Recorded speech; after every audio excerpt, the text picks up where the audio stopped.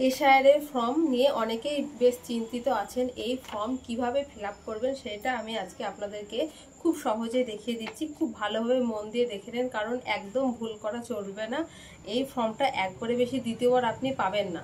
তো কিভাবে fill up করবেন সেটা আপনাদেরকে দেখিয়ে দিচ্ছি। এই যে ওপরের এই ঠিক কোণাটায় এখানটাতে আপনাদের এখনকার রিসেন্টকার কালার ফটো লাগাতে হবে, এবং তারপরে এই যে প্রথম যে খোপটা দেখতে পাচ্ছেন, এই খোপে 2025-এর এই যে ব্যক্তি, মানে যে ব্যক্তির ফর্ম ফিল আপ হচ্ছে বা আপনার 2025-এ আপনার যে ভোটার তালিকা আছে তার ডিটেলসটা এখানে বসবে। যেমন হচ্ছে এখানে কি কি আছে বলছি, জন্ম তারিখ, তাহলে এখানে জন্ম তারিখ বসে যাবে।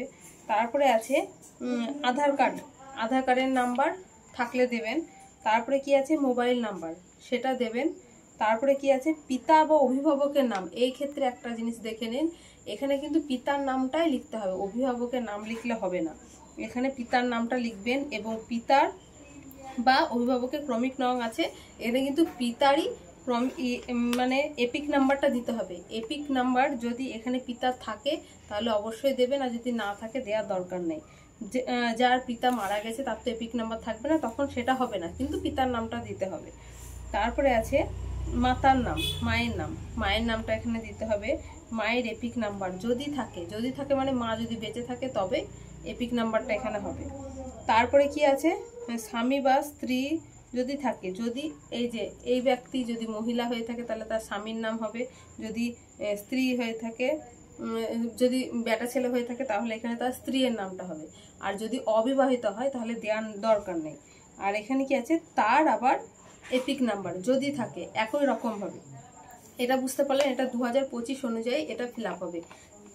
এবার নিচের দিকে দুটো লাইন আছে, এই দুটো লাইনের মধ্যে এই যে ব্যক্তি, মানে আপনি এই ব্যক্তির যদি 2025-এ নাম থাকার পরেও যদি 2002-এ নাম থাকে, মানে ধরুন বয়সটা অনেকটা 40 বছর, তাহলে ধরুন আপনার তো 2002-এও নাম থাকবে, তাহলে সেই ক্ষেত্রে এখানে কিন্তু সেইটা ফিল আপ করতে হবে, মানে 2002-এরটাও ফিল আপ করতে হবে।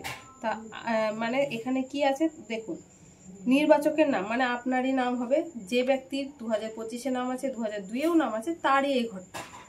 আর যদি না থাকে তাহলে এটা সেটা পরে বলে দিচ্ছি। এখানে হচ্ছে নির্বাচকের নাম, মানে এই ব্যক্তির নাম হবে, ক্রমিক নাম একই রকম হবে। আত্মীয়ের নাম, আত্মীয়ের নাম মানে এই ব্যক্তির যেটা আত্মীয়ের নাম আছে, মানে হয়তো বাবার নাম থাকবে সেটা হবে।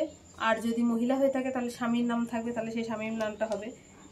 সম্পর্ক, স্বামী স্ত্রী হতে পারে, অথবা বাবা ছেলে বা বাবা মা, বাবা মেয়ে এরকম হতে পারে। এছাড়া আছে জেলা, জেলার নাম এখানে লিখে নিতে হবে। রাজ্যের নাম, বিধানসভার নাম, এবং বিধানসভা ক্ষেত্রের নম্বর আর অংশ নম্বর, ক্রমিক সংখ্যা। এই তিনটে কিন্তু খুবই গুরুত্বপূর্ণ জিনিস, এই তিনটে জিনিস ভুল করা চলবে না, কোনো কিছু ভুল করা চলবে না, এই তিনটে বেশি ইম্পর্টেন্ট। তারপরে দেখুন এই ধারটা, আপনার যদি 2002-এও নাম থাকে তাহলে এটা ভর্তি করার দরকার নেই। আর যদি 2002-এ এই ব্যক্তির নাম না থাকে তাহলে এই যে ব্যক্তি 2025-এ নাম আছে তার যে বাবা বা মা, তার যে কোনো একজনের নিশ্চয়ই 2002-এ নাম থাকবে, তার এখানটাতে এই এই এই ঘরটা ফিল আপ করতে হবে। এবার যদি দেখা যায় তার বাবা বা মা কারোরই 2002-এ নাম নেই, এরকম অনেকেই থাকতে পারেন ব্যতিক্রমভাবে, তার কিন্তু বাবার বাবা মায়ের বাবা এটা হবে, অথবা মায়ের বাবা মায়ের মা, এই 6টা রিলেশনের মধ্যে আমার হতে পারে। তাহলে ধরুন এই এই ঘরটা কিভাবে ফিল আপ করবে, এটা একটু গুরুত্বপূর্ণ, একটু ক্রিটিক্যাল আছে, একটু দেখে নেন। এখানে আছে নাম, তাহলে এই ব্যক্তির বাবা, ধরে নিলাম আমি বাবা দিয়ে করছি, তাহলে এই ব্যক্তির বাবার নাম হবে। এই ক্রমিক নাম, সরি এপিক নাম্বার, মানে ভোটার কার্ডের নাম্বার হয়ে যাবে। আত্মীয়ের নাম, মানে সেই বাবার বাবার নাম এখানে থাকলো। এখানে আছে সম্পর্ক, এইটা খুবই গুরুত্বপূর্ণ। এই সম্পর্কটা হচ্ছে এই যে আপনার সঙ্গে এই ব্যক্তির কি সম্পর্ক, মানে যদি এই ব্যক্তির সঙ্গে আপনার বাবা ছেলে সম্পর্ক থাকে, শুধু এখানে সেই সম্পর্কটা লিখতে বলেছে। তারপরে জেলা, রাজ্যের নাম, বিধানসভা, বিধানসভা ক্ষেত্রের নাম্বার, ক্রমিক সংখ্যা, অংশ নাম্বার। এটা হচ্ছে দেখে দেখে যে ভোটার তালিকা আছে সেটা দেখে দেখে এটা বসাতে হবে।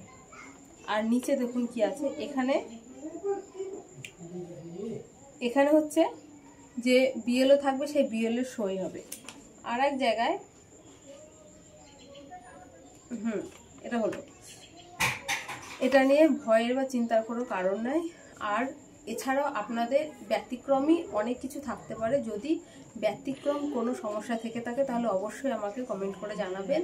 আর যাদের ক্ষেত্রে ধরুন এই 2002-এও নাম নেই, তাদের ক্ষেত্রে ভাবছেন যদি সমস্যা থাকবে, একদমই সমস্যা নেই। তাদের ক্ষেত্রে অন্য ব্যবস্থা আছে। আপনার যে 12টা ডকুমেন্টস চাওয়া হয়েছে, সেই 12টা ডকুমেন্টসের মধ্যে যেমন একটা আপনাকে দেখাতে হবে, তাহলে হয়ে যাবে।